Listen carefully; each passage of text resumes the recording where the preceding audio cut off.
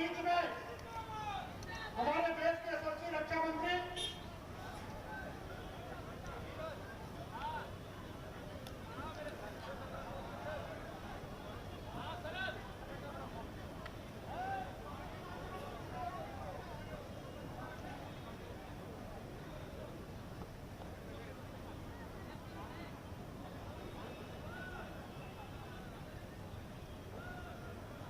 हमारे बीच में हमारे प्रदेश के चुनाव प्रभारी भारतीय जनता पार्टी के वरिष्ठ नेता आदरणीय डॉक्टर महेंद्र सिंह जी, भारतीय जनता पार्टी के वरिष्ठ नेता पंचायत एवं ग्रामीण विकास मंत्री, मध्य प्रदेश शासन में पंचायत एवं ग्रामीण विकास मंत्री, हमारे क्लस्टर के चुनाव प्रभारी आदरणीय प्रहलाद पटेल जी, हम सबके बीच में उपस्थित है। मैं आप सबसे आग्रह करता हूं कि जोरदार तालियों से स्वागत करें। मैं आदरणीय जिलाध्यक्ष श्री देव कुमार सिंह जी से आग्रह करता हूं कि आदरणीय हमारे नेता माननीय रक्षा मंत्री राजनाथ सिंह जी का माल्यार्पण से स्वागत करने का कष्ट करें। हमारे स्थानीय विधायक पूर्व सांसद सम्मानीय श्रीमती रीति पाठक जी, आपसे आग्रह है कि माननीय रक्षा मंत्री जी का माल्यार्पण से पुष्प गुच्छ देकर के स्वागत करें। कहां से सर? महेंद्र सिंह जी। हमारे बीच में हमारे लोकसभा के प्रत्याशी सम्मानीय डॉक्टर राजेश मिश्रा जी उपस्थित हैं। आपसे आग्रह करता हूँ माल्यार्पण से माननीय मुख्य अतिथि जी का स्वागत करें। हमारे बीच में हमारी विधानसभा की लोकप्रिय विधायक आदरणीय रीति पाठक जी शाम श्रीफल से आदरणीय मुख्य अतिथि का स्वागत कर रहे हैं।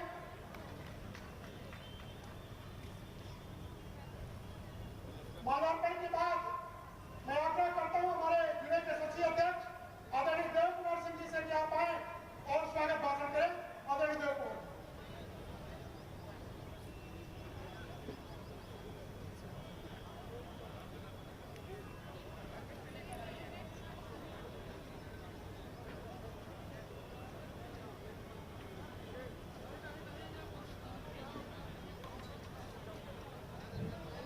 बोलिए भारत माता की, भारत माता की। भारतीय जनता पार्टी जिंदाबाद, भारतीय जनता पार्टी जिंदाबाद, नरेंद्र मोदी जिंदाबाद, नरेंद्र मोदी जिंदाबाद, राजनाथ सिंह जी जिंदाबाद, राजनाथ सिंह जी जिंदाबाद। ये सिक्योरिटी गार्ड से आकर जरूरी वाला जो ब्रैकेट है इसको खोल दे, सब बैठ जाए आराम से। खाली है जो मैं तो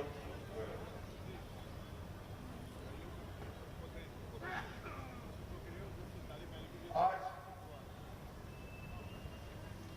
अगर सुरक्षा वाले मेरी बात सुन रहे हैं तो उनसे मेरा निवेदन है वो बैरिकेड खोल दीजिए। मंच के बाएं तरफ जो बैरिकेड है जहाँ पुलिस वाले खड़े हैं, यहाँ कोई ऑफिसर होगा जो सिक्योरिटी में होगा वो बैरिकेड खुलवाइए।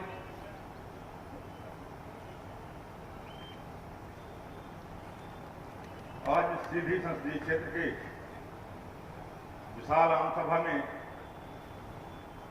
मुख्य अतिथि के रूप में विराजमान भारतीय जनता पार्टी के वरिष्ठ नेता, भारतीय जनता पार्टी के राष्ट्रीय पूर्व अध्यक्ष और देश के माननीय रक्षा मंत्री आदरणीय श्री राजनाथ सिंह जी, भारतीय जनता पार्टी के वरिष्ठ नेता मध्य प्रदेश शासन के मंत्री माननीय श्री प्रहलाद पटेल जी, मध्य प्रदेश के चुनाव प्रभारी आदरणीय श्री महेंद्र सिंह जी, मंचासीन सभी महान भावगण और यहां पर उपस्थित सभी भाइयों एवं बहनों, मैं आप सबका स्वागत वंदन अभिनंदन करता हूं। भाइयों एवं बहनों, भारतीय जनता पार्टी ने सीधी संसदीय क्षेत्र से अपना प्रत्याशी डॉक्टर राजेश मिश्रा जी को घोषित किया है। डॉक्टर राजेश मिश्रा जी ऐसे समाज सेवी हैं कि उनको अगर आधी रात भी कोई फोन कर दे तो वो सेवा के लिए उपस्थित मिलेंगे। साथियों, ये चुनाव भारत देश के नवनिर्माण का हो रहा, भारत देश के विकास का हो रहा है। हमारे देश के प्रधानमंत्री माननीय नरेंद्र मोदी जी ने देश हित में, लोकहित में अनेकों कार्य किए हैं। हम सब ये चुनाव उन्हीं के नेतृत्व में लड़ रहे हैं और हम सब चाहते हैं माननीय नरेंद्र मोदी जी तीसरी बार फिर प्रधानमंत्री बने, भारत देश का निर्माण हो, भारत देश पूर्ण विकसित राष्ट्र बने, विश्व में भारत नंबर 1 राष्ट्र बने, विश्व में भारत माता की जय जयकार हो। इतना कहते हुए मैं आप सबको प्रणाम करता हूं और निवेदन करता हूं कि भारतीय जनता पार्टी के प्रत्याशी डॉक्टर राजेश मिश्रा जी को आप सब 19 तारीख को जो मतदान करने जाएं, कमल वाली बटन दबा के भारी मतों से विजयी बनाइए, जिससे माननीय नरेंद्र मोदी जी को फिर से प्रधानमंत्री बनाया जा सके और भारत देश का पूर्ण विकसित राष्ट्र बनने में हम सब सहयोगी बने। साथियों, हमारे देश के प्रधानमंत्री नरेंद्र मोदी जी के लोकहित और देश हित कार्यों से प्रभावित होकर कांग्रेस के कुछ बड़े नेता प्रभावित होकर भाजपा की सदस्यता लिए हैं। मैं उनका नाम का वाचन कर रहा हूं और उनका स्वागत करता हूं भाजपा परिवार में शामिल होने का। श्रीमती काजल वर्मा नगर पालिका की अध्यक्ष हैं, वो भाजपा की सदस्यता ले रही है। मैं उनका स्वागत और अभिनंदन करता हूं। श्रीमती काजल वर्मा जी मंच में आने का जी। श्री दयाशंकर पांडे कांग्रेस के संगठन मंत्री हैं। डॉक्टर संदीप पांडे कांग्रेस के चित्र प्रकोष्ठ उपाध्यक्ष हैं। श्री जीवन शंकर वर्मा कांग्रेस सचिव हैं। श्री संतोष सिंह चौहान बरिया, श्री शंकर दयाल मिश्रा युवा कांग्रेस सियावल के हैं। श्री शिव प्रकाश साहू, ये सब भाजपा में शामिल हुए हैं। अब इनके साथ में सैकड़ों कार्यकर्ता भाजपा की सदस्यता लिए हैं। उन सबका मैं स्वागत करता हूं, वंदन करता हूं, अभिनंदन करता हूं। और साथियों, एक निवेदन और करना चाहता हूं कि जो सदस्यता लिए हैं ठीक है, भारतीय जनता पार्टी के साथ में जो काम कर रहे हैं, माननीय नरेंद्र मोदी जी को प्रधानमंत्री जो सहयोग कर रहे हैं, हमारे भाजपा से जो निष्कासित भी हुए थे, अगर वो भाजपा में काम कर रहे हैं, आज से सब वो भाजपा सदस्य माने जाएंगे। मैं उनका स्वागत वंदन अभिनंदन करता हूं और अपनी वाणी विराम देता हूं। भारत माता की जय।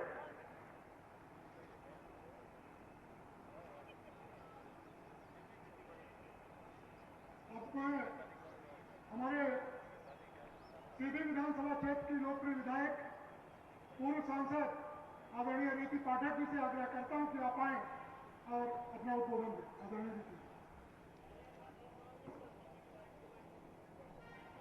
आज हमारे भारतीय जनता पार्टी का स्थापना दिवस है, 6 अप्रैल, और देश के यशस्वी प्रधानमंत्री आदरणीय नरेंद्र भाई मोदी जी के नेतृत्व में 2047 के विकसित भारत को पूर्ण करने के लिए डॉक्टर राजेश मिश्रा जो हमारे लोकसभा के प्रत्याशी हैं, उनके पक्ष में अपनी बात को रखने के लिए, आपको याद दिलाने के लिए आज जिनका आगमन हुआ है, हमारे देश के यशस्वी रक्षा मंत्री, हम सबके प्रिय, जिनकी बातों में हमारे पूर्व मुख्यमंत्री जी कहा करते थे कि एक खनकार है, एक खनक है, अद्भुत शैली और प्रतिभा के धनी आदरणीय राजनाथ सिंह जी, मैं आप सबसे आग्रह करती हूं कि उनके लिए एक बार जोरदार तालियां बजाएं, उनका स्वागत करें। यहां पर उपस्थित हम सबके नेतृत्वकर्ता, जिन्होंने सदैव अपने सहज और सरल स्वभाव से हम सबको मार्गदर्शन दिया है, केंद्रीय मंत्री के रूप में भी और अब पंचायत मंत्री के रूप में भी, कैबिनेट मंत्री के रूप में हमारे बड़े भैया आदरणीय प्रहलाद सिंह पटेल जी, मैं आग्रह है मेरा एक बार उनके लिए भी हृदय से आप सब उनका स्वागत करें तालियां बजाकर। हमारे संगठन के इस लोकसभा के चुनाव के प्रभारी उत्तर प्रदेश से आए हुए आदरणीय महेंद्र सिंह जी, यहां पर उपस्थित हमारे संभागीय प्रभारी रणवीर सिंह रावत जी, हमारी मंत्री काजल जी का मंच पर आगमन हुआ है। काजल जी आज कांग्रेस से हमारी नगर पालिका अध्यक्ष हैं और कांग्रेस से उन्होंने विदा लेकर भारतीय जनता पार्टी में अपनी सदस्यता ग्रहण की है। आपका बहुत हृदय से स्वागत करती हूँ काजल जी, और उन सबका स्वागत करती हूँ जिनका आज नाम पढ़ा गया है, और उनको भी मैं आमंत्रित करती हूँ जिनके मन में थोड़ी थोड़ी कहीं कहीं कुलबुलाहट है कि वो भी भारतीय जनता पार्टी में आ जाए। उन सबका भी स्वागत है, और उन कार्यकर्ताओं का भी जो लगातार काम करते करते कहीं बीच में उनका भटकाव आया था और वो पार्टी से अलग होकर काम करने लगे थे, आदरणीय अध्यक्ष जी ने उनको भी हृदय से आमंत्रित किया है। हृदय से मैं आप सबका वंदन, अभिनंदन और स्वागत करती हूँ आपके सीधी विधानसभा क्षेत्र के विधायक होने के नाते।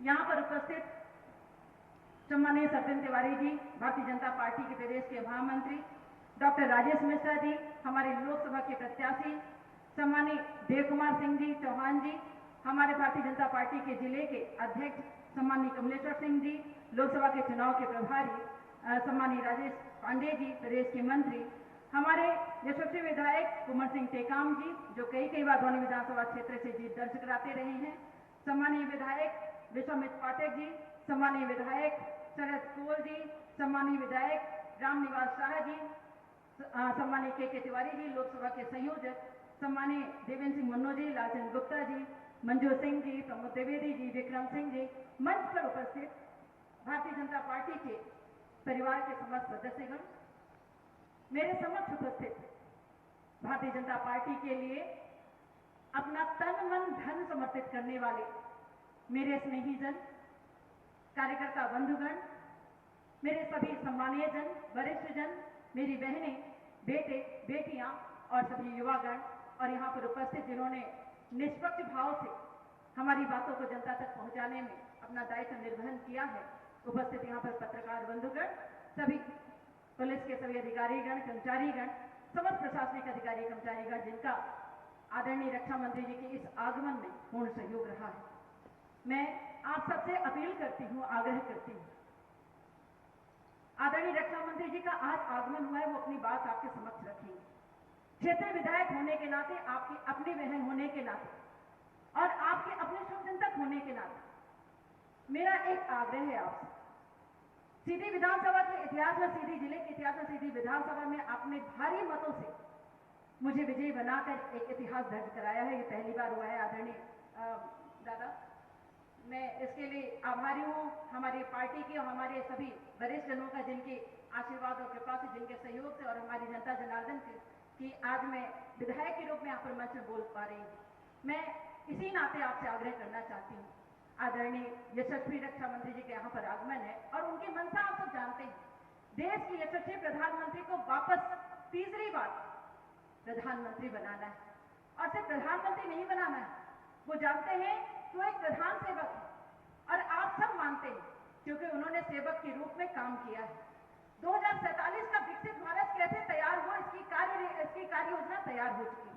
बस मैं इस मंच से इतना कहना चाहती हूँ कि आप सब आपको आश्वस्त कीजिए, तालियां बजाकर और जोरदार तालियां बजाकर कि आप सब इनके साथ हैं और सीधी विधानसभा से नहीं बल्कि पूरे संसदीय क्षेत्र से भारी मतों से जीत आदरणीय डॉक्टर राजेश मिश्रा जी को हम सब दिलाएंगे और हमारे यशस्वी प्रधानमंत्री नरेंद्र भाई मोदी जी को वापस देश की सेवा के लिए, राष्ट्र भूमि की सेवा के लिए, भारत माता के समर्पण के लिए पुनः वापस लेकर आएंगे और अपने को स्वयं को हम सब सुरक्षित करेंगे, सम्मानित करेंगे और गौरवान्वित होंगे कि भारत माता के लिए हम सबको भी योगदान देने का अवसर मिला है।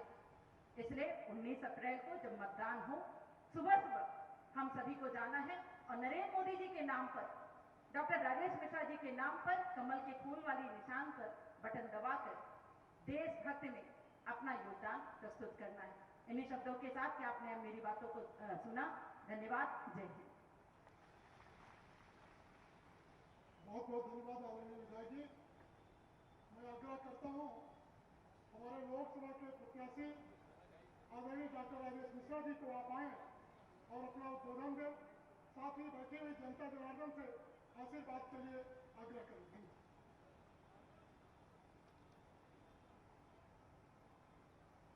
आज हमारे इस कार्यक्रम में हमारे बीच उपस्थित सम्मानीय हमारे देश के रक्षा मंत्री और जो हम सबके मार्गदर्शक है, भाई साहब आप कैसे पता चला कि आप सीधी में आ रहे हैं? सीधी में अपार उत्साह है। सीधी में आपको जान करके लोगों को ऐसा लगा बिल्कुल हर घर में बिल्कुल लाइट उजाला हो रहा है। ऐसे सम्मानित श्री राजनाथ सिंह जी, आप जब आए हैं सीधी को बहुत मतों से जिता करके गए हैं। मंच पर उपस्थित सम्मानित श्री महेश सिंह जी, लोकसभा चुनाव प्रभारी मध्य प्रदेश के, सम्मानित श्री प्रहलाद पटेल जी, मंत्री मध्य प्रदेश शासन एवं क्लस्टर प्रभारी, सम्मानित श्री रणवीर सिंह जी रावत, श्रीमती राधा सिंह जी, सम्मानित श्री सज्जन तिवारी जी, हमारे जिलाध्यक्ष देव कुमार सिंह जी, श्री कमलेश्वर सिंह जी लोकसभा चुनाव प्रभारी, श्री राजेश पांडे जी, श्रीमती रीति पाठक जी हमारी विधायक, श्री कुंवर सिंह टेकाम जी विधायक, श्री विश्वपत पाठक जी विधायक, श्री शरद कौल जी विधायक व्यवहारी, श्री केंद्र तिवारी जी लोकसभा संयोजक, देवेंद्र सिंह मुर्मू जी, लालचंद गुप्ता जी और मनोज सिंह जिला पंचायत अध्यक्ष। मैं सिर्फ यहाँ पर आप लोगों का आशीर्वाद मांग के आया हूँ। जैसा कि मालूम है 19 तारीख को हमारा राष्ट्रीय पर्व है जो 5 साल में एक बार आता है, और उसमें उस पर्व में हमारी जो पूजा घर होता है वो ईवीएम मशीन होती है। उस मशीन में 3 नंबर का जो बटन है वो 3 नंबर का बटन आपका बटन है, आपका चिन्ह है, वो नरेंद्र मोदी जी का बटन है और वो आपके सेवक का बटन है। निवेदन करता हूँ कि आप समय से 19 तारीख को समय से, और दिन भर का समय है, जाकर के अब खुद तो डालिए ही, दूसरों लोगों को भी कोई भी छूटने न पाए, एक आदमी बुला करके और ज्यादा से ज्यादा मतदान कराएं। और आपका ये आशीर्वाद हमारे माननीय नरेंद्र मोदी जी को मिलेगा, जो मैं 4 जून को जब परिणाम निकलेगा तो आपका आशीर्वाद में झोले में समेट ले जा करके और उनके सामने समर्पित कर दूंगा। दोनों हाथ जोड़कर प्रणाम करता हूँ, वंदन करता हूँ। अब हम सब जिनके लंबे समय से प्रतीक्षा कर रहे थे, आपकी जोरदार तालियों के साथ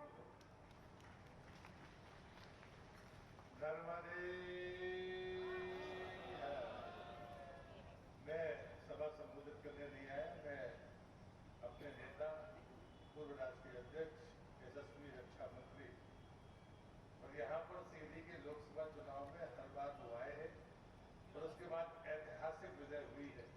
हमारे लिए वो शुभंकर है। मैं बिना किसी भूमिका के मैं तो आपके बीच में आऊंगा, आज फिर बाद में आऊंगा क्योंकि समय की सीमा है। भाई साहब को 5 बजे 5:15 बजे के पहले उड़ना है, तो हम सब उनको सुनने के लिए बैठे। उनसे विनम्र प्रार्थना करता हूँ आप सबकी तरफ से भी कि वो आए और हम सबको संबोधित करें। अगर भाई साहब जरा तालियां ठीक से हो जाए। बहुत बहुत धन्यवाद।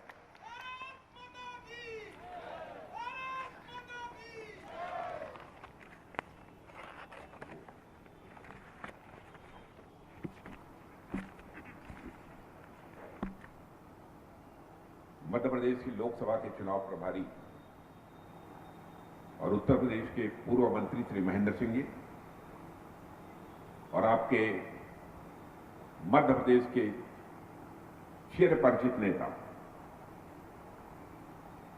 जो कि भारत सरकार में भी मंत्री के रूप में अपनी जिम्मेदारी निभा चुके हैं और इस समय मध्य प्रदेश सरकार में वरिष्ठ मंत्री के रूप में अपनी जिम्मेदारी निभा रहे हैं, ऐसे श्री प्रहलाद पटेल जी, श्री रणवीर सिंह जी रावत, श्रीमती राधा सिंह जी, श्री सरदेंद्र जी तिवारी प्रदेश महासचिव और आपके लोकप्रिय प्रत्याशी, बहुत ही सरल है, बहुत ही सहज प्रत्याशी डॉक्टर राजेश जी मिश्र, श्री देव कुमार सिंह जिलाध्यक्ष, श्री कमलेश्वर सिंह जी चुनाव प्रभारी, श्री राजेश जी पांडे प्रदेश मंत्री, श्रीमती रीति पाठक आपकी लोकप्रिय विधायक। और मैं कह सकता हूं कि सांसद रहने के बावजूद जब उन्हें विधानसभा का टिकट दिया गया, शायद उन्हें भी इस बात की कल्पना नहीं रही होगी कि विधानसभा का हमको प्रत्याशी बनाया जाएगा, लेकिन आपने सांसद रहते हुए उनके कामकाज को देखा था, इसीलिए भारी मतों से रीति पाठक को आपने विधानसभा के चुनाव में विजय दिलाई है। मैं कहना चाहता हूं कि आप सब लोग सचमुच सच्चे पारखी हैं। मैं आप सबका अभिनंदन करना चाहता हूं इसके लिए। श्री कुंवर सिंह जी टेकाम, श्री विश्वमित्र जी पाठक हमारे सभी विधायक, श्री शरद कौल जी विधायक, के तिवारी जी लोकसभा संयोजक, श्री देवेंद्र सिंह मुंडो पूर्व नगर पालिका अध्यक्ष, श्री लालचंद गुप्ता पूर्व जिला अध्यक्ष और हमारी वर्तमान मेयर कौन, श्रीमती वर्मा श्रीमती काजल वर्मा, जिन्होंने आज भारतीय जनता पार्टी की सदस्यता स्वीकार की है, और यहां मौजूद मेरे सभी सम्मानित बहनों एवं भाइयों, शायद कई वर्षों के बाद इस स्थान पर किसी सार्वजनिक सभा को संबोधित करने के लिए आप सबके सामने खड़ा हुआ। मैं जानता हूं कि इसके पहले भी चुनावों के दौरान सार्वजनिक सभाओं को मैं सीधी में निश्चित रूप से संबोधित करता हूं, स्थान चाहे सीधी हो अथवा इस जिले का कोई दूसरा क्षेत्र हो। बहुत देर से आया हूं, फिर भी आप सब लोगों ने तालियां बजाकर बहुत गर्मजोशी के साथ स्वागत किया है। भारत की परंपरा है और शिष्टाचार का तकाजा भी है। स्वागत, अभिनंदन और सलाम दुआ कभी एक तरफा नहीं होना चाहिए, इसलिए मैं भी अपनी तरफ से शीश झुकाकर आप सभी बहनों भाइयों का हार्दिक अभिनंदन करता हूं, आप सभी का स्वागत करता हूं। अभी 4 महीने पहले मध्य प्रदेश की कई सार्वजनिक सभाओं को संबोधित करने का अवसर मिला था, जब यहां विधानसभा का चुनाव चल रहा था। जब मैं उस समय आता था तो लोग यह कहते थे कि साहब, चुनाव भारतीय जनता पार्टी के लिए बहुत ही कठिन है, एंटी इनकम्बेंसी। बहुत बड़ी संख्या में लोग भारतीय जनता पार्टी से नाराज हैं। लेकिन चुनाव के दौरान जब मैं सार्वजनिक सभाओं को संबोधित करता था तो मुझे ऐसा प्रतीत होता था, जनता का जो रिस्पांस प्राप्त होता था उसे देखते हुए, बहनों भाइयों, मध्य प्रदेश में भारतीय जनता पार्टी को शानदार कामयाबी हासिल करने से दुनिया की कोई ताकत नहीं रोक सकती, क्योंकि इस प्रदेश की जनता का भारतीय जनता पार्टी को पूरा विश्वास प्राप्त है। आप लोगों ने भारतीय जनता पार्टी की झोली भर दी, और मैं कह सकता हूं कि 2003 से लगातार शिवराज सिंह चौहान के नेतृत्व में यहां पर भारतीय जनता पार्टी की सरकार काम करती रही है। 2003 के पहले भी मेरा मध्य प्रदेश आना जाना होता था। लोग कहते थे साहब, मध्य प्रदेश यह बीमारू राज्य है, चाहे कोई सरकार आए, ये मध्य प्रदेश खड़ा नहीं हो सकता, मध्य प्रदेश की समस्याओं का समाधान नहीं हो सकता। लेकिन बहनों भाइयों, जिस तरीके से शिवराज सिंह जी चौहान ने काम किया है और उसके बाद जिस कामयाबी के साथ डॉक्टर मोहन यादव ने अपनी जिम्मेदारी संभाली है, आज मैं ही नहीं, इस भारत का कोई भी जो राजनीतिक विश्लेषक होगा, आर्थिक विश्लेषक होगा, इस सच्चाई को स्वीकार करेगा कि बीमारू राज्य के रूप में जाने जाने वाला यह मध्य प्रदेश आज भारत का ग्रोथ इंजन बन चुका है। मेरे बहने भाइयों, भारत का ग्रोथ इंजन बन चुका है। आज भारत की अर्थव्यवस्था में भी तेजी के साथ गति आई है, तो उसमें मध्य प्रदेश का भी एक बहुत बड़ा योगदान है। लेकिन मुझे लगता है 4 महीने पहले ही मध्य प्रदेश के लोगों ने अपने मतों का प्रयोग किया है, विधायकों का चयन किया है, अब फिर से उनके सिर पर लोकसभा चुनाव आ गया। स्वाभाविक है कि आपका समय बर्बाद होता है। लोकसभा का चुनाव, विधानसभा का चुनाव, और इस देश में लगभग हर साल 2, 3, 4 विधानसभाओं के चुनाव होते ही रहते हैं। अब 5 साल में लोकसभा का तो होना ही होना है। लोकसभा बंद हो गई तो बीच में भी चुनाव होगा। लेकिन हम लोगों की एक सोच है, हमारे प्रधानमंत्री की यह सोच है, बार बार यह चुनाव का सिलसिला जो चलता रहता है, यह बंद होना चाहिए। और बहनों भाइयों, क्यों न लोकसभा और विधानसभा का चुनाव एक ही साथ सारे देश का कराया जाना चाहिए। 1 नेशन 1 इलेक्शन। और हमारे प्रधानमंत्री जी ने भारत के पूर्व राष्ट्रपति रामनाथ जी कोविंद की अध्यक्षता में एक कमेटी बनाई है, और उस कमेटी ने भी अपनी रिपोर्ट दे दी है। अब उस पर विचार हो रहा है। कांग्रेस का जैसा स्वभाव है, कांग्रेस इसका भी विरोध कर रही है। क्या आप लोकतंत्र का गला घोटना चाहते हैं? मैं आपसे पूछना चाहता हूं, क्या लोकसभा विधानसभा का चुनाव होगा, साथ होगा, इसमें लोकतंत्र का गला घोट दिया जाएगा? मैं समझता हूं कि विधानसभा लोकसभा के चुनाव साथ होते हैं बहनों भाइयों, तो भारत का लोकतंत्र और अधिक मजबूत होगा, ऐसा मेरा पक्का विश्वास है। आप सबके समय की बचत होगी। समय की ही नहीं, मैं समझता हूं आप सबके संसाधनों की भी काफी यह बचत होगी। इसलिए मेरा यह मानना है इस देश में वन नेशन वन इलेक्शन होना चाहिए।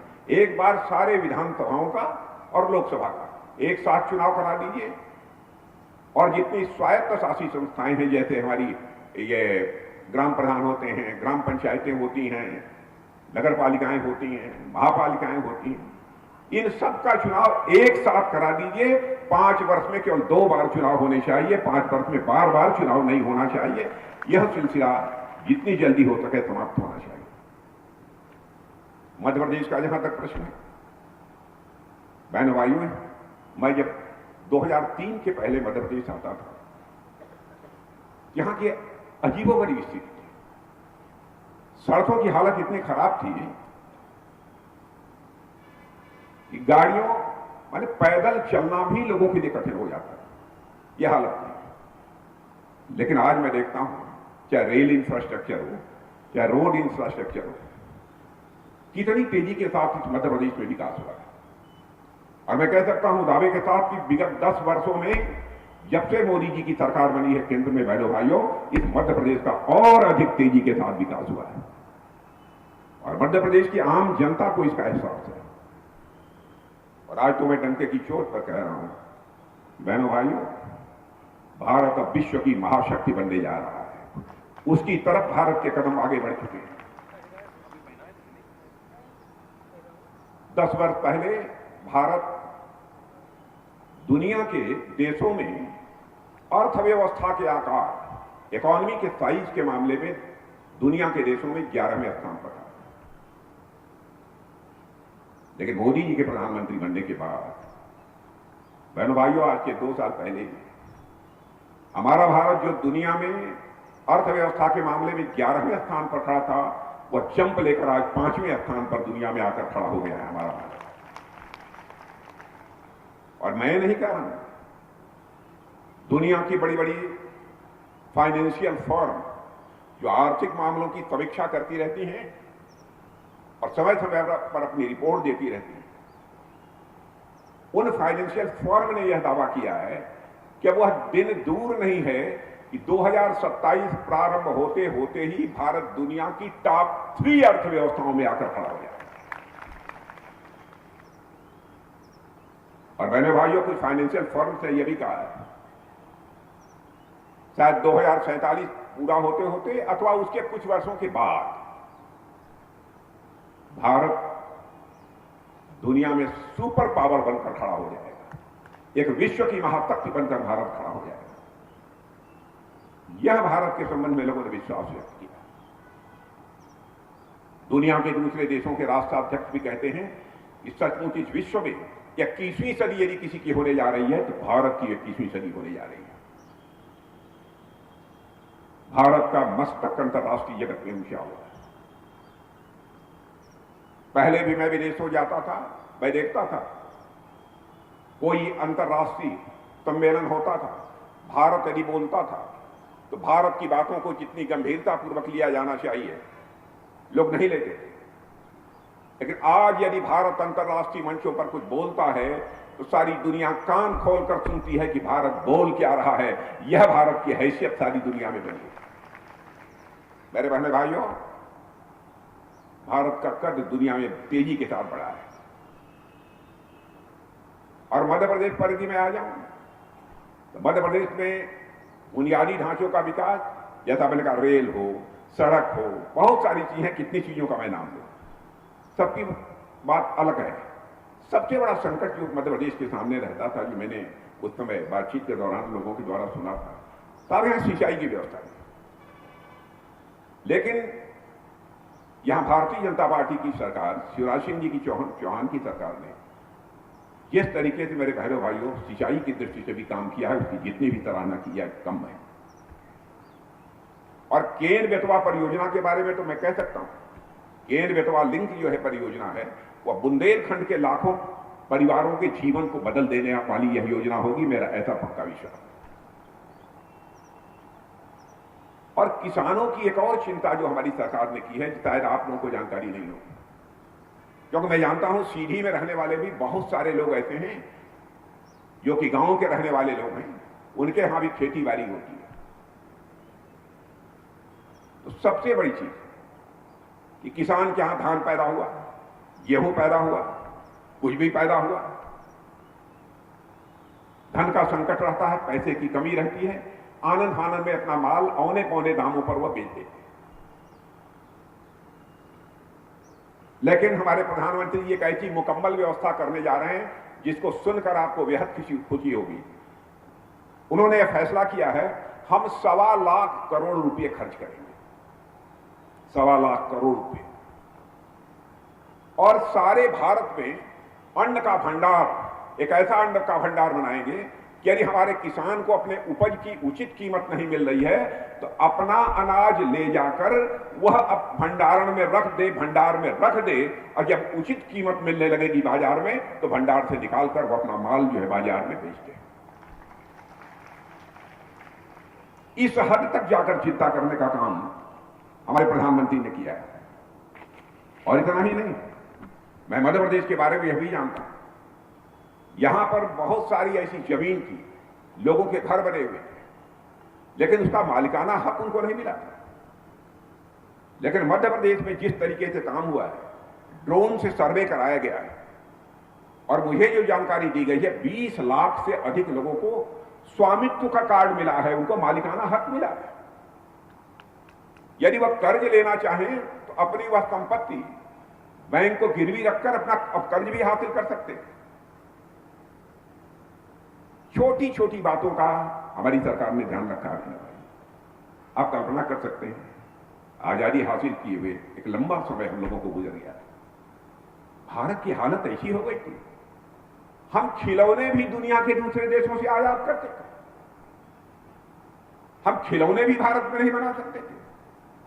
आज आपको जानकर खुशी होगी बहनों भाइयों, खिलौने जितने पहले आयात होते थे, जो बच्चे खिलौने खेलते हैं उनकी बात मैं कर रहा हूं, अब उसमें भारी कमी आई है। हमारे प्रधानमंत्री का संकल्प है कि भारत के बच्चों को खेलने के लिए खिलौने अब दुनिया के दूसरे देशों से नहीं आएंगे, बल्कि भारत में बनेंगे और भारतवासियों के हाथों से बनेंगे। और ये काम करना हम लोगों ने प्रारंभ कर दिया, और दुनिया के दूसरे देशों को हम खिलौने एक्सपोर्ट कर रहे हैं। सबसे बड़ा संकट आजादी हासिल होने के बाद जो सरकारें रही, उन सरकारों के कामकाज के कारण जो पैदा हुआ, और देश की जनता भी उसके कारण त्रस्त हुई है, तो भ्रष्टाचार का संकट।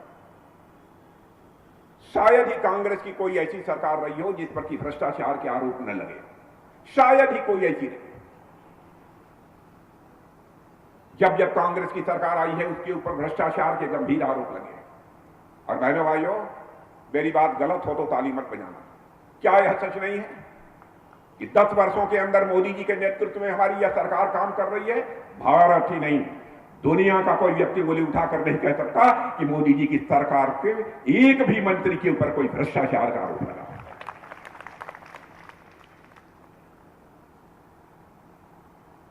कांग्रेस का और भ्रष्टाचार का बहुत ही अटूट रिश्ता है, बहुत ही अटूट रिश्ता है, उसकी कल्पना नहीं कर सकता। मैंने एक फिल्म देखी थी बचपन में, मैंने प्यार किया, और उस फिल्म में सलमान थे और नायिका कौन थी वो तो मैंने नहीं देखा था। आप जानते होंगे बच्चे, देखा था? एक गाना था तू चल मैं आई, एक गाना था तू चल मैं आई। ऐसा ही रिश्ता करप्शन का और कांग्रेस का है। करप्शन कहता है ऐ कांग्रेस तू चल फिर मैं आई। आपने देखा होगा जहां भी कांग्रेस आई वहां करप्शन ये पहुंच गया, ये हालत है। और कांग्रेस तो सारे देश में समाप्त हो गई है। आपने देखा कि जिस कांग्रेस का वर्चस्व था भारत की राजनीति में, हिंदुस्तान के अधिकांश राज्यों में सरकार यदि किसी राजनीतिक पार्टी की थी तो कांग्रेस की थी, लेकिन अब कांग्रेस समाप्त हो रही है। गिने चुने 2-3 राज्यों में अब उनकी सरकारें रह गई हैं, छोटे छोटे राज्य। यह हालत हो गई। मैं कभी सोचता हूं कि ऐसा क्यों होगा। बहनों भाइयों, मैं तो इस नतीजे पर पहुंचता हूं, क्रिकेट में सबसे मशहूर फिनिशर कौन है, मैं आपसे पूछना चाहता हूं। नौजवान बताएं, क्रिकेट का सबसे माना जाना फिनिशर कौन है? धोनी। तो भारत की राजनीति का सबसे अव्वल फिनिशर कौन है? हमसे कोई पूछे तो राहुल गांधी।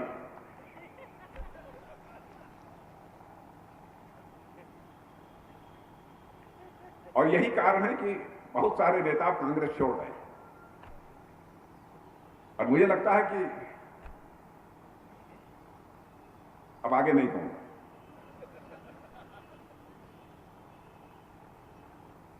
लेकिन बहनों भाइयों, 10 वर्षों तक जो हम लोगों ने काम किया है, यही मैं कहना चाहूंगा। अभी तो विकास और सुशासन का आपने ट्रेजर देखा है। बोलचाल की भाषा में मैं जानता हूं, मध्य प्रदेश उत्तर प्रदेश में लोग कहते हैं हमने टेलर देखा है। मैं आज कहना चाहता हूं कि अभी तो आपकी बोलचाल की भाषा में टेलर है, उसे ट्रेजर बोलते हैं। 10 साल में विकास और सुशासन का आपने टेलर देखा है। प्रतीक्षा करिए, अभी पूरा सिनेमा बाकी है बहनों भाइयों, जब भारत विश्व गुरु के पद पर आएगा।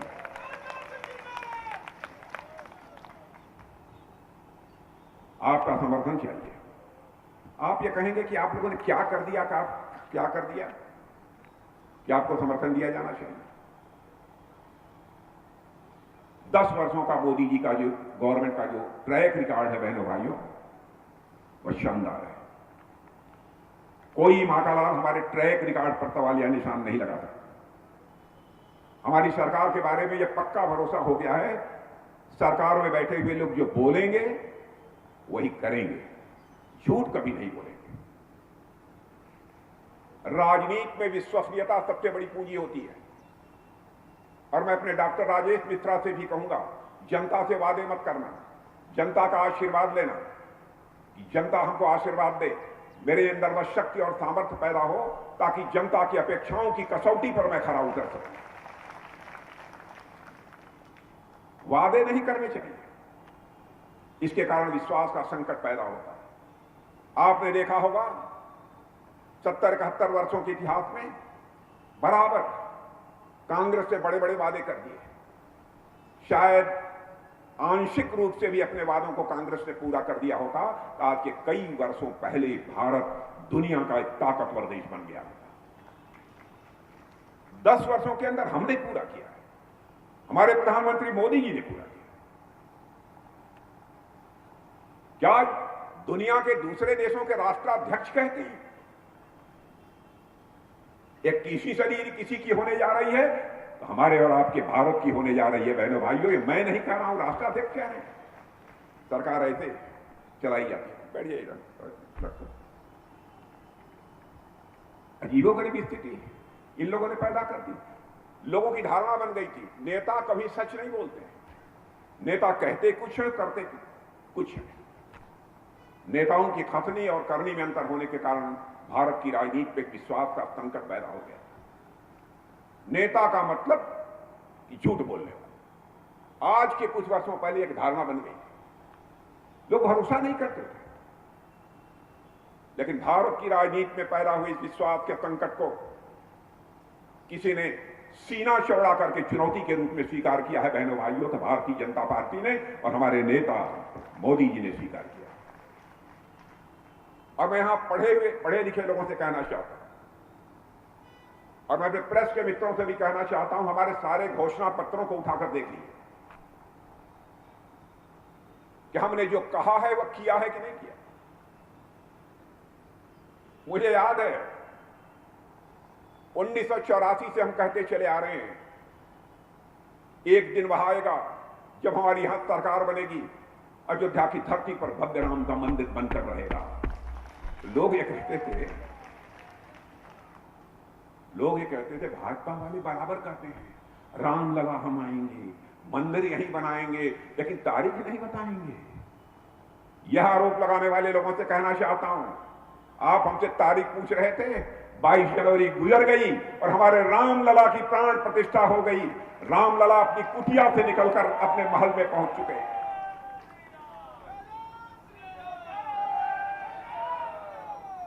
रामलला अपनी कुटिया से निकलकर बहनों भाइयों राजमहल में पहुंच चुके हैं। मुझे तो कभी कभी लगता है राम राज्य आने का यह शुभ संकेत अयोध्या की धरती से जा चुका है।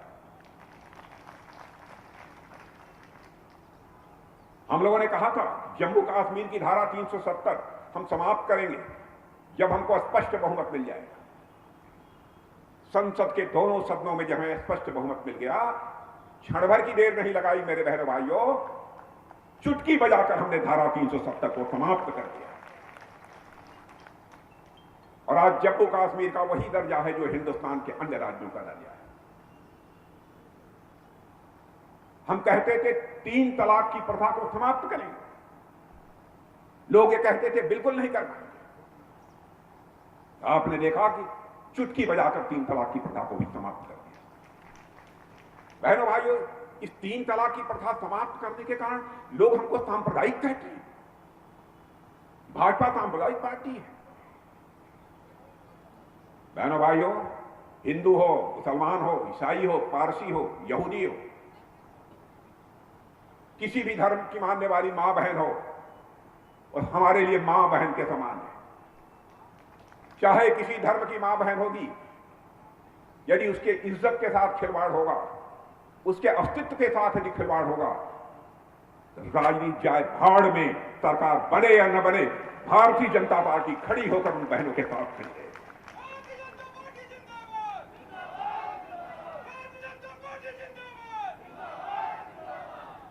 हर चीज को जाति, पंथ और मजहब के नजरिए से देखा जाएगा। मेरे बहने भाइयों, राजनीति जाति, पंथ और मजहब के आधार पर नहीं की जानी चाहिए। राजनीति यदि की जानी चाहिए तो इंसाफ और इंसानियत के आधार पर की जानी चाहिए। राजनीति का आधार तुष्टीकरण नहीं होना चाहिए। हम क्या कर देंगे तो फला खुश हो जाएंगे और उनका वोट हमको मिल जाएगा। हम केवल वोट हासिल करने के लिए राजनीति नहीं कर रहे हैं, हम देश बनाने के लिए राजनीति कर रहे हैं। भारत माता का मस्तक ऊंचा करने के लिए हम राजनीति कर रहे हैं। जो हम लोगों ने कहा, देश की आंतरिक सुरक्षा का यहां तक सवाल है। क्या हालत थे? किसी न किसी राज्य में आपको आतंकवादी घटनाएं, बड़ी आतंकवादी घटनाओं की जानकारी समाचार पत्रों के माध्यम से और साथ ही साथ इलेक्ट्रॉनिक चैनल्स के माध्यम से प्राप्त होती थी। आज क्या हालत है? सुना है देश के किसी राज्य में आतंकवादी वारदात? हमारा पड़ोसी देश पाकिस्तान है। बहनों भाइयों, वैसे पड़ोसी देशों के साथ अपने अच्छे रिश्ते हम बनाकर रखना चाहते हैं, क्योंकि हमारे अटल बिहारी वाजपेयी जी कहा करते थे, दोस्त बदल सकता है लेकिन पड़ोसी नहीं बदल सकता। हम लोग इसको मानने वाले थे। लेकिन यदि कोई योजनाबद्ध तरीके से हमारे देश में आतंकवाद का बढ़ावा देने की कोशिश करेगा, हम उसका मुंहतोड़ जवाब देंगे। बहनों भाइयों, इसमें रंच मात्र में संकोच नहीं। हमने करके दिखा दिया है। भारत अब कमजोर भारत नहीं रहा है। भारत सीमा के इस पार भी मार सकता है और जरूरत पड़ी तो सीमा के उस पार भी जाकर भारत मार सकता है। यह करके हमने दिखा दिया।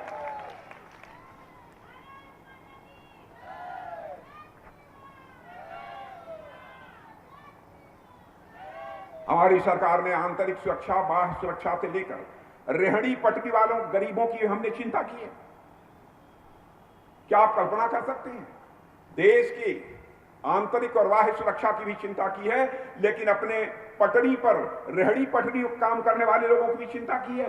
पीएम स्वनिधि के माध्यम से, योजना के माध्यम से बहनों भाइयों, मोबाइल से उनको बैंक से सीधा कर्ज मुहैया करा रहे हैं। और हमारे रेहड़ी पटरी पर काम करने वाले यह सब मेरे भाई बहन कितने ईमानदार हैं कि एक एक पाई वो समय से वादा भी कर देते हैं अपने मोबाइल के माध्यम से। क्या कभी इसने कल्पना की थी? इसलिए मैं कहना चाहता हूं बहनों भाई, कमल अब आप ये जो हाथ है अब आपका साथ छोड़ चुका है और सचमुच कमल को जैसे सारा भारत अपना रहा है, आप भी कमल को अपनाइए और उसी का बटन दबाइए। और ये भी बात पक्की है कि लक्ष्मी जी कहीं और किसी चीज पे न बैठ के आती हैं। लक्ष्मी जी आती हैं तो केवल कमल के फूल पर बैठकर आती हैं घर में, और कहीं से नहीं आती हैं। आज मैं कह सकता हूं कि अपने प्रधानमंत्री मोदी जी के नेतृत्व में एक नई सोच के साथ नए भारत का निर्माण होते हुए हम सभी प्रत्यक्ष अपनी आंखों से देख रहे हैं। और बहनों भाइयों, हमारा ये भारत अपने स्वर्णिम अतीत से प्रभावित है। भारत कभी सोने की चिड़िया था, आज हमारे भी दिल की यह तड़पन है फिर से भारत सोने की चिड़िया बने। बहनों भाइयों, हम यही चाहते हैं।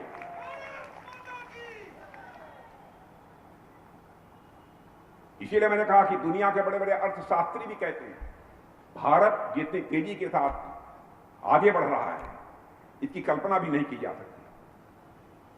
भारत आज अपने इतिहास को, गौरवशाली इतिहास को दोहराने जा रहा है बहनों भाइयों, और अपना खोया हुआ गौरव पुनः वापस करने की ओर भारत तेजी के साथ आगे बढ़ रहा है, आप सबके संबल से, आप सबके समर्थन से। और आपको जानकर खुशी होगी, भारत का गौरव, भारत का मस्तक सारी दुनिया में कितना ऊंचा हुआ है जानते हैं? अरब देश, मुस्लिम देश, अरब के 5 राष्ट्राध्यक्षों ने उनके देश का जो सर्वोच्च सम्मान होता है वो हमारे आपके प्रधानमंत्री मोदी जी को देने का काम किया है, जो कि वो ऐसा सम्मान किसी को नहीं प्राप्त हुआ।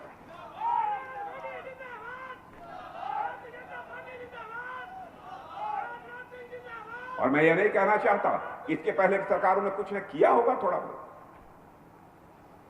लेकिन विकास किसे कहते हैं इसका एहसास पहली बार यदि हमारे देशवासियों को हुआ है तो मोदी जी की सरकार बनने के बाद हुआ है। और यही कारण है कि 2014 में आप लोगों ने आशीर्वाद दिया था, फिर आपने 2019 में भी आप सबका आशीर्वाद हम लोगों को प्राप्त हुआ है मेरे बहनों भाई। यह बहुत ही सौभाग्य का विषय है। इसीलिए मैं कहना चाहता हूं, अरे अजीबोगरीब, मैं अब रक्षा मंत्री हूं, आप कहेंगे देश की सीमाओं का क्या हो रहा है? बताएं देश की सीमाओं क्या हो रहा है? बस इतना ही कहना चाहूंगा, भारत अब कमजोर भारत नहीं रहा है। मैं समझता हूं अकलेमंद इशारा का हर चीज का मुंहतोड़ जवाब देने की ताकत अब हम लोगों के अंदर बहनों भाइयों आ चुकी है। इसलिए मैं आप सबसे कहना चाहता हूं कि आप सभी का समर्थन भारतीय जनता पार्टी को प्राप्त होना चाहिए। यह मेरा आप सबसे अनुरोध है। हम आपसे क्यों वोट मांग रहे हैं? हम आपसे वोट इसलिए मांग रहे हैं ताकि महंगाई पर लगाम लगी रहे। हम आपसे वोट इसलिए मांग रहे हैं कि देश के दुश्मनों में डर बराबर बना रहे। देश के दुश्मनों में डर बराबर बना रहे।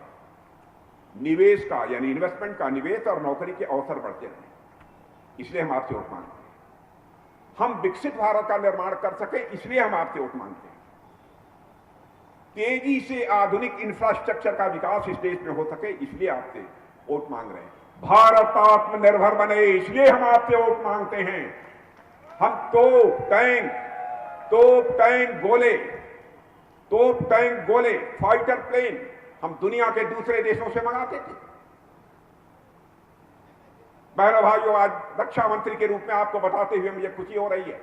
2014 के पहले बामुश्किल 600 करोड़ रुपए का एक्सपोर्ट यानी दुनिया के दूसरे देशों को हम देते थे। बामुश्किल 600 करोड़।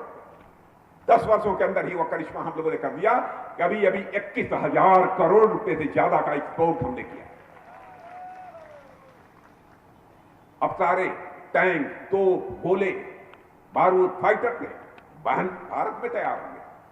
फाइटर प्लेन भारत में तैयार हो रहे हैं, भारतवासियों के हाथों से तैयार हो रहे हैं मेरे बहनों भाई। भारत इसलिए आत्मनिर्भर बन रहा है। इसलिए पुनः तीसरी बार हमारे प्रधानमंत्री मोदी जी को फिर से सत्ता हासिल हो, इसके लिए मैं आपका समर्थन मांग रहा हूं। किसानों को सम्मान निधि मिलती रहे इसलिए भी आपका समर्थन मांग रहा हूं। 100% लाभार्थी तक तेजी से हमारा हर लाभ पहुंच जाए, इसके लिए मैं आपसे समर्थन मांगा। बहनों भाइयों, बातें बहुत सारी, लेकिन आपको भी गौरव की अनुभूति होगी। जिस समय रूस और यूक्रेन का युद्ध प्रारंभ हुआ था, मालूम है कि चल रहा है, मालूम है कि नहीं आपको? रूस और यूक्रेन के बीच पिछले 2 वर्षों से युद्ध चल रहा है। जब यह युद्ध प्रारंभ हुआ, यूक्रेन की तरफ से बराबर मिसाइल भारत पर दागी जा रही थी, तो हमारे भारत के बहुत सारे बच्चे वहां पर मेडिकल कॉलेज में, इंजीनियरिंग कॉलेज में, मैनेजमेंट के कॉलेज में वहां पढ़ रहे हैं। उनके जो माता पिता भारत में रहते थे, वह कहने लगे, प्रधानमंत्री जी चाहे जैसे भी हो, हमारे बच्चे की जान बचाइए, यूक्रेन से उन्हें बाहर निकालिए। दुनिया का कोई भी राष्ट्राध्यक्ष जो काम नहीं कर पाया, वह हमारे प्रधानमंत्री ने करके दिखाया। मेरे बहन, उन्होंने टेलीफोन घुमाया यूक्रेन के राष्ट्रपति मिस्टर जेलेंस्की को, रूस के राष्ट्रपति मिस्टर बाइडेन को, और अमेरिका के राष्ट्रपति रूस के राष्ट्रपति मिस्टर पुतिन को, और अमेरिका के राष्ट्रपति मिस्टर बाइडेन को।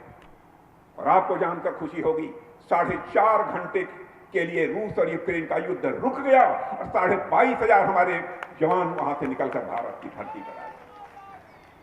यह भारत है। इसलिए मैं आप सब लोगों से अपील करना चाहता हूं, मेरे बहनों भाइयों, आपका आशीर्वाद चाहिए। समय हो गया है, नहीं तो और भी कुछ बातें आपके सामने मैं रखता हूं। जहां तक डॉक्टर राजेश मिश्रा जी का प्रश्न है, मैं इसके पहले भी बता दूं, रीति पाठक कहां है? रीति पाठक, मुझे यह कल्पना नहीं थी, रीति पाठक चुनाव लड़ रही थी, उस समय भी मैं आया था, मुझे कल्पना नहीं थी कि रीति पाठक संसद में इतनी प्रभावी भूमिका का निर्वाह कर रहे हैं। बहुत अच्छा चयन आप लोगों ने किया। और आज यदि यहां की राजनीति में रीति पाठक को भारतीय जनता पार्टी ने लाया है, तो सोच समझकर रीति पाठक को यहां लाया है। और यहां के लिए उपयुक्त प्रत्याशी डॉक्टर राजेश मिश्र। अब आप लोगों को शायद इनके बारे में सभी को जानकारी नहीं होगी, क्योंकि डॉक्टर थे। समाज सेवा में इन्होंने अपना 35-40 वर्षों का समय गुजारा है मेरे बहन, 35-40 वर्ष। एक सज्जन कोई भाषण दे रहे थे, इसके पहले मेरा कार्यक्रम था, उन्होंने कहा हमारे घर में एक हार्ट अटैक हो गया था, ये डॉक्टर साहब ने आपसे रात भर जग कर उन्होंने सेवा की, यदि इन्होंने ये न लगे होते तो हमारे बच्चे की जान न बच सकती। एक ऐसे समाज सेवी को सोच समझकर भारतीय जनता पार्टी ने चुनाव के मैदान में उतारा। और मैं यह मानकर चलता हूं, आपने रीति पाठक को जितने मतों से विजय दिलाई थी, कहीं उससे ज्यादा मतों से डॉक्टर राजेश मिश्रा को भी आप दिलाएंगे, ऐसा मेरा पक्का विश्वास है। और मैं यह भी कहूंगा डॉक्टर साहब, यदि जनता आपको भारी मतों से विजय दिला देती है, तो एक बार उसके बाद मुझे फिर से बुला लीजिए।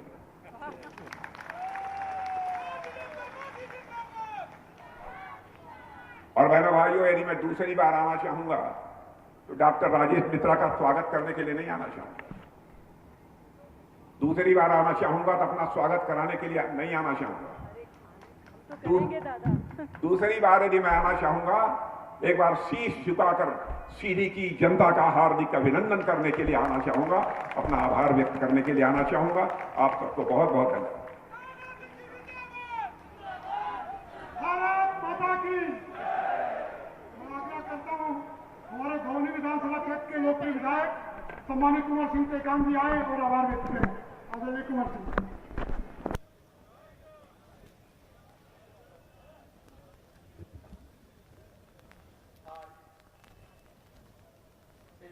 क्षेत्र के